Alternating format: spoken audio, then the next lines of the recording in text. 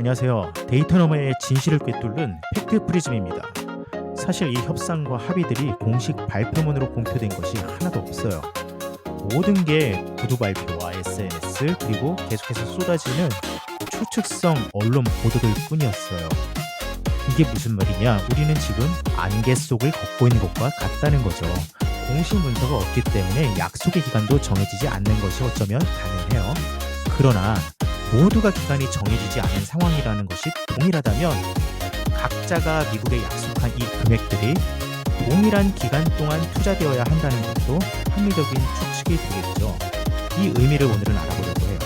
지난 시간 예고했던 것처럼 투자 약속 뒤에 숨겨진 의미를 파헤쳐 보겠습니다.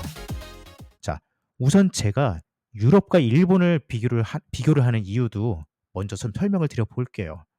이 세 국가는 굉장히 중요한 의미를 가지고 있어요. 유럽은 연합이기 때문에 국가라고 할 수는 없지만 하나의 경제 공동체로서 국가처럼 협상에 임했기 때문에 그냥 국가라고 표현을 하겠습니다. 자, 미국과 무역 관세 협상을 전 세계가 하고 있었는데 뭐 중국이나 이런 나라들은 사실 미국에게 적국 개념이기 때문에 우리와 비교를 하는 것은 별로 의미가 없겠죠. 그리고 뭐 인도, 브라질 이런 곳들은 특별히 심각한 타격을 입은 나라들이기 때문에 우리와 비교를 하는 것이 또 의미가 없을 수 있어요. 캐나다, 뭐 멕시코 이런 곳들도 높은 관세를 맞기는 했지만 여기 같은 경우는 뭐 나프타 관련 품목들은 또 별개로 하게 돼 있고 또 다른 여러 가지 상황들이 우리와는 좀 다르기 때문에 우리와 직접적인 비교를 하기에는 좀 문제가 있다라고 생각을 해요. 아르헨티나, 호주 이런 곳들은 또 굉장히 유리한 조건으로 교역을 계속할 수 있게 됐는데 뭐 이런 것도 그런 상황들이 우리랑 비교를 하기는 어렵죠. 그럼 좀 비슷한 케이스를 가지고 비교를 해야 되는데 그게 유럽과 일본이 가장 적합하다라는 거죠. 경제 규모나 주요 산업군으로 보나 우리나라와 비교를 할 수 있는 국가들이 바로 유럽과 일본이라는 거예요. 자, 그럼 첫 번째로 유럽과 일본이 한국과 동일한 15%라는 관세 약속을 위해서 미국에 투자 및 에너지 수입 약속을 했어요. 자, 이 15%라는 수치가 가장 핵심적인 자동차를 예로 들어 볼게요. 기존 관세가 유럽은 10%, 일본은 2.5%, 한국은 제로였어요. 그런데 모두가 15%로 동일하게 통일을 시켜버려요. 그럼 유럽은 기존보다 5% 상승한 거고요. 일본은 12.5% 상승한 거예요. 그리고 한국은 15%가 상승을 해버리게 되는 거죠. 물론 이게 아직은 결론이 나지는 않은 얘기일 수 있어요. 현재 협상이고 뭐고 미국이 일방적으로 그냥 얘기를 하는 대로 되어가는 것 같기도 하고 최종 관세율이 얼마가 될지는 좀 더 지켜봐야 될 것 같기는 해요. 문제는 이 15%가 결론적으로 우리에게 가장 불리한 협상이었다라는 거죠. 기존의 언론들이나 정부가 발표했던 것처럼 그래도 선방했다, 잘했다 이게 아니라는 얘기예요. 아니, 출발점이 우리가 가장 낮았는데 결국에 모두 15%가 되면 우리가 제일 손해잖아요. 미국 시장에서 상대적으로 한국 차들이 경쟁을 할 때 유럽 차들은 10%, 일본 차들은 2.5% 할인된 가격으로 판매할 수 있는 여력이 생긴다라는 얘기예요. 이게 상당히 치명적인 얘기라는 거 다들 이해되시죠? 자, 두 번째, 투자 금액의 의미가 우리에게만 너무 가혹하다는 겁니다. 오늘은 투자 금액이 왜 우리에게 이렇게 가혹한 건지 조명할 거기 때문에 에너지 수입을 제외한 투자 금액만 좀 더 집중적으로 볼 거예요. 이렇게 하면 일본은 에너지 수입 약속이 없는 상황이거든요. 그러면 좀 더 불리해 보여요. 여튼 이렇게 투자 금액만 보자면 유럽은 6천억 달러, 일본은 5,500억 달러, 한국은 3,500억 달러예요. 이게 그러면 우리에게 왜 가혹하다는 걸까요?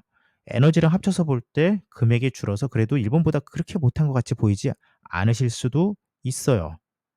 자, 유럽의 연간 대미 투자 금액은 최소 600억에서 최대 900억 달러 수준입니다. 일본은 최소 400억에서 최대 500억 달러 수준이에요. 그런데 한국은 연간 최소 130억에서 170억 달러 사이에서 투자가 이루어지고 있어요. 이게 무슨 말이냐? 기한이 정해지지 않았기 때문에 통상적으로 5년에서 10년 정도를 두고 이 금액을 투자를 해야 될 거라고 예상할 수가 있는데 만약에 10년이라고 한다면 유럽과 일본은 원래 하던 투자 규모에서 대충 마무리가 되는 수준이에요. 유럽은 최소 금액으로 해도 충분하다는 얘기예요. 그런데 한국은 원래 하던 대로 해버리면 26년이 걸려요.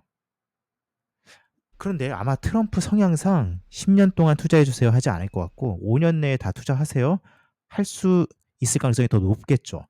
그럼 유럽은 어떻게 되냐? 기존에 하던 투자에서 그냥 쪼끔 더 하면 돼요, 쪼끔. 뭐 한 10% 20% 정도 더 하면 투자 약속을 5년 내에 채울 수 있는 수준이 돼요. 일본은 한 2배 정도를 끌어올려야 되는 상황이에요. 사실 힘들죠. 기존 하던 걸 2 배를 끌어올린다. 이건 힘든 일이죠. 그런데 한국은 그 정도가 아니에요. 원래 하던 투자에 5 배를 해야 돼요, 5 배. 이거는 장난 아니죠. 2 배가 아니라 5 배예요. 그래서 제가 유럽과 일본은 쿠폰 발행해서 쓰고 있는데 우리만 현찰박치기 하게 생겼다라고 표현을 했던 겁니다. 이거 정말 심각한 문제입니다. 자, 세 번째 에너지도 한번 볼게요. 에너지는 사실 우리가 그렇게 못하지 않았어요. 유럽이 제일 힘든 거는 맞아요. 3 년간 연간 2,500억 달러씩 에너지를 수입을 해야 돼요, 미국 거를. 어 근데 지금 유럽 같은 경우 연간 수입량이 외부에서 수입하는 게 한 3,500억 달러니까 미국산을 한 73.5% 까지 끌어올려야 되는 상황이에요. 기존에는 사실 그렇게 많이 안 했는데 그 정도 끌어올려야 되는 상황이니까 좀 힘들 수 있어요. 하지만 이게 러시아산 수입량이 급감을 하면서 어차피 다른 곳으로 대체된 곳들이 그렇게 저렴한 편이 아니에요. 그래서 미국산으로 대체하는 것이 그렇게 치명적이지는 않아요. 자, 한국은 4 년간 250억 달러씩 요구했어요. 이거 우리나라 입장에서는 원래 하던 거에 한 10% 15% 정도 늘어나는 거라서 그렇게 힘든 일은 아니에요. 기존에 수입을 하던 국가들 중에서 다른 걸 쪼금 빼고 미국산으로 쪼끔 옮기면 돼요. 많이 옮길 필요가 없다는 얘기예요. 그러면 에너지 수입은 되게 그 관련해서는 잘한 것 같잖아요. 근데 일본은 또 제라라는 기업이랑 별도로 20년 계약을 맺어 버려서 국가 차원의 요구 자체가 없어요. 그럼 일본은 훨씬 잘했죠. 자, 그러면 유럽은 앞서 말한 것처럼 관세에서 10% 특혜 효과도 있고 일본도 2.5% 특혜 효과 있고 또 대미 투자에서 이렇게 유리한 상황에서 에너지 수입도 일본은 우리보다 훨씬 유리하잖아요. 그럼 이게 우리가 에너지 수입은 잘했기 때문에 이거 뭐 선방했다라고 할 수 있는 거냐라는 거죠. 절대 그런 상황이 아니죠. 자, 결론적으로 다시 정리해 볼게요. 유럽, 일본 그리고 대한민국은 모두 15%로 관세를 합의했어요. 그런데 유럽과 일본은 원래 관세가 있었고 우리는 제로였어요. 특히 핵심 품목인 자동차를 보자면 유럽은 원래 10%, 일본은 2.5%. 그렇기 때문에 특혜 효과가 발생할 수 있다라는 거죠. 그런데 이렇게 불리한 합의를 하기 위해서 각자 내야 되는 돈이 얼마였느냐? 유럽은 또 3,500억 달러, 에너지까지 합쳐서 GDP 대비하면 6.96% 정도예요. 7%가 안 돼요. 일본은 5,500억 달러인데 GDP 대비했을 때 한 10.3% 정도. 한국은 4,500억 달러이기 때문에 GDP 대비했을 때 25%란 얘기예요. 이건 지난 시간에 정리했었죠. 자, 그럼 여기에서 에너지 비용을 빼고 얘기해 볼게요. 에너지 비용 빼면 유럽은 6천억 달러 GDP 대비 3.9%, 일본은 5,500억 달러 GDP 대비 10.3%, 한국은 3,500억 달러 GDP 대비 그래도 19.44%예요.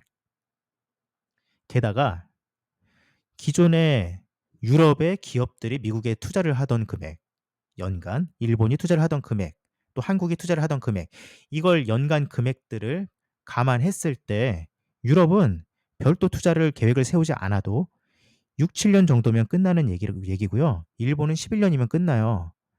근데 한국만 20 년이 걸린다는 얘기예요. 최소를 잡아 버리면 훨씬 늘어나죠. 그런데 아무리 기간이 길어져도 10 년을 넘어가진 않을 거기 때문에 우리만 아주 죽어나는 상황이라는 얘기예요. 자, 뭘로 보나 한국이 유리한 게 하나도 없어요. 모든 면에서 처참하게 두들겨 맞았습니다. 그렇다면 도대체 왜 한국만 가지고 미국은 이러는 걸까요?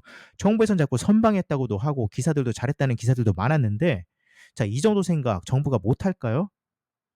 그럼 우리는 한 가지 질문이 남아요.